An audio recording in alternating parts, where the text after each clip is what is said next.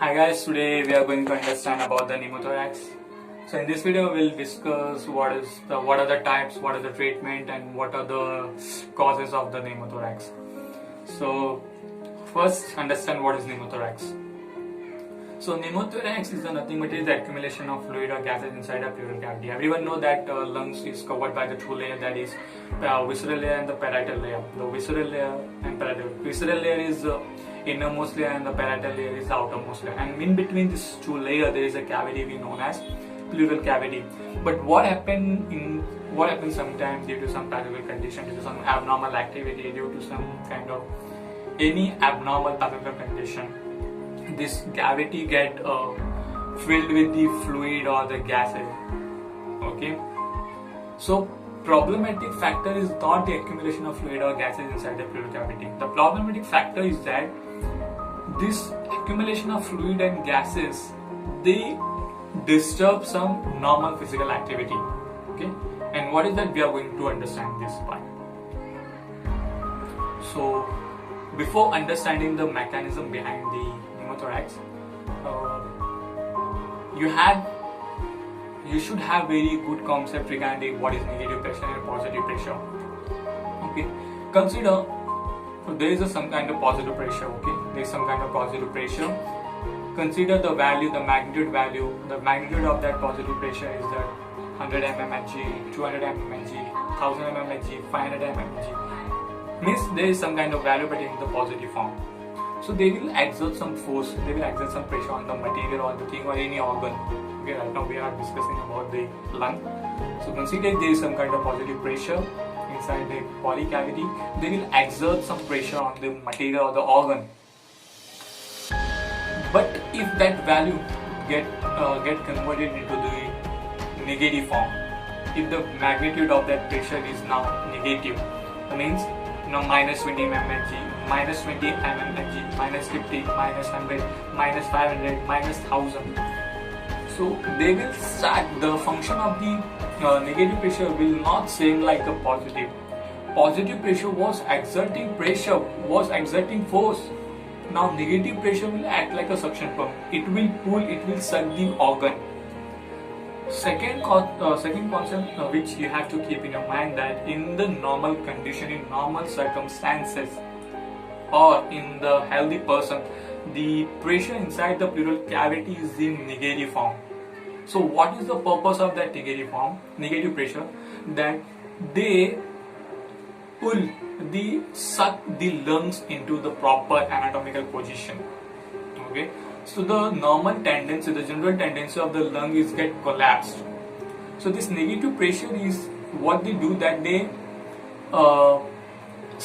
they pull the lungs toward it.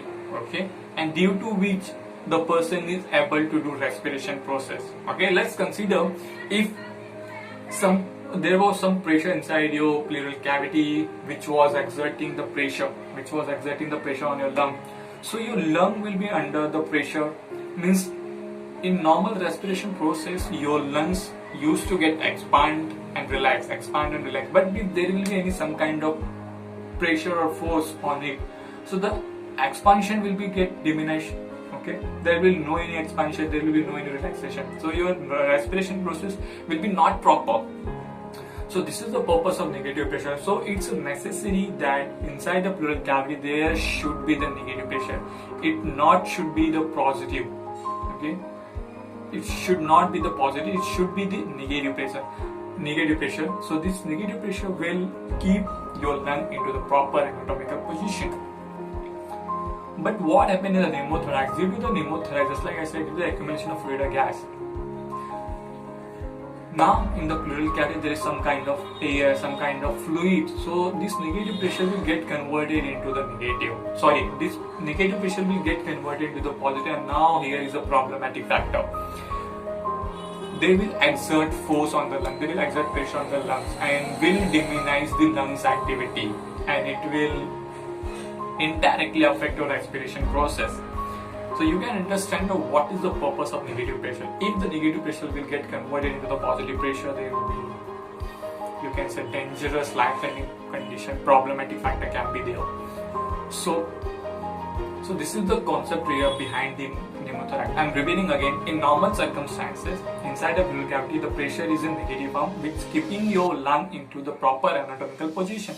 But due to some accumulation of fluid or gas, that negative pressure get converted into the positive pressure, and they will start. They will start to put pressure on the lungs, and due to that positive pressure, the expansion ability of the lungs get diminished.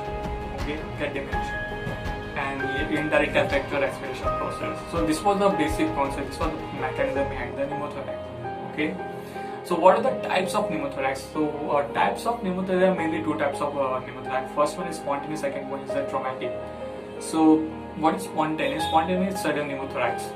Okay, this is further classified into two types, that is primary and the secondary. Primary spontaneous pneumothorax and secondary spontaneous pneumothorax.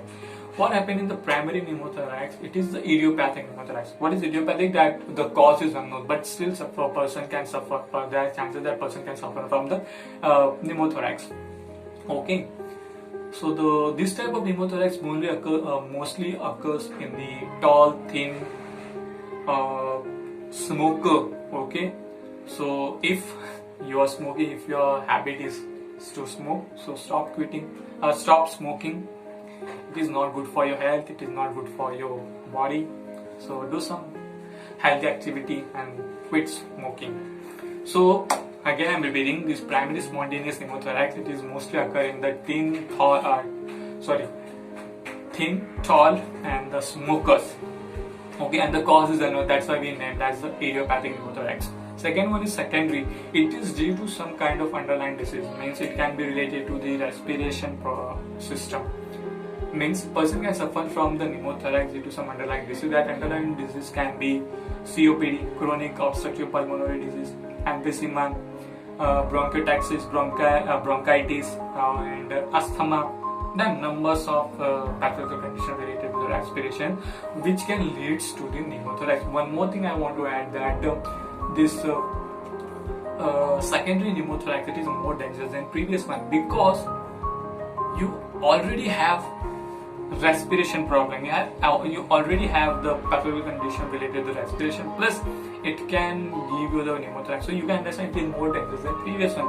Plus it affect your inspiration and expiration. Okay. So this is more dangerous than previous. This is more dangerous than that primary spontaneous pneumothorax. So this was the type of pneumothorax. Second type is the traumatic. Traumatic pneumothorax means you understand the pneumothorax is due to some trauma.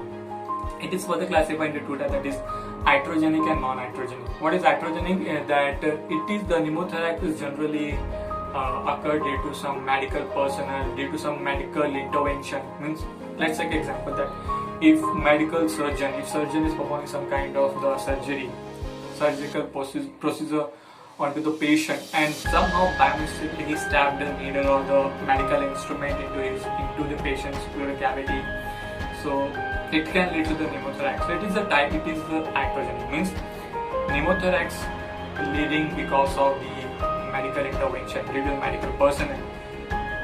And the type is non-iatrogenic, means it is not due to the medical intervention, it is due to the stab knife or the bullet injury. Okay. What happened in the pneumothorax, that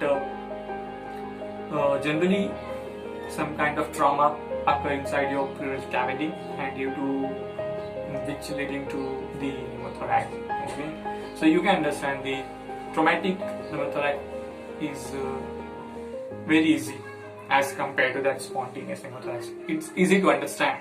The further classification of pneumothorax, that is open, closed, and the stanchion. What happened in the open pneumothorax, that some person stabbed a knife into the other person. Okay, into the other person, but due to some complex mechanical activity, activity, there is a connection, there is a contact between the inside environment and the outer environment. Okay, so means inflow and outflow is occurring. Okay, this is a type of open pneumothorax. And what is closed pneumothorax? In closed pneumothorax, that someone stabbed a knife or something, some any foreign material into the patient, into the some other person's, like into the chest wall, into his chest wall. Okay, and due to that stabbed knife or any foreign material, it's I can say it preventing the influent outflow, it preventing the connection between the pleural cavity and the outer environment.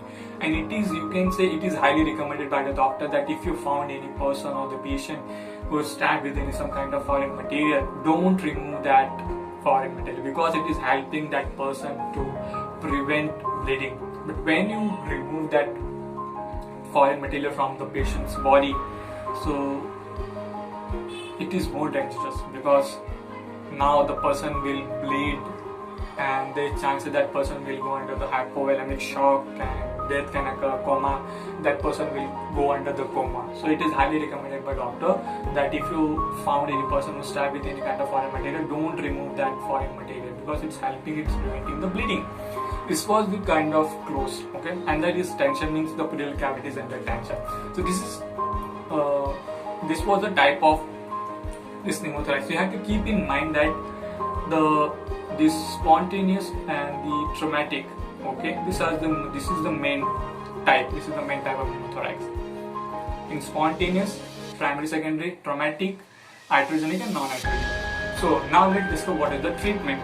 So what is the treatment? Treatment that if you found any person who is suffering from the pneumothorax, the primary treatment for the pneumothorax is just to remove that fluid. Means they will make an incision on your chest wall, and that they will insert the catheter inside your pleural cavity, and they will remove out that fluid or gases, whatever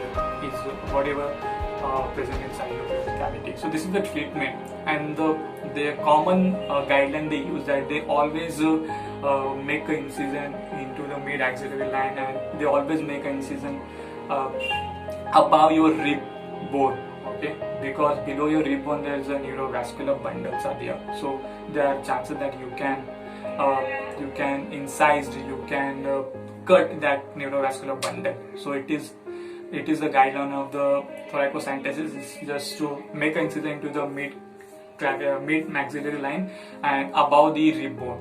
So it is safe procedure. So this was the type, cause and the treatment for the pneumothorax. I hope you will like it, and if you find this helpful, you can send this video to your medical student. I hope this will be helpful for them. So thank you.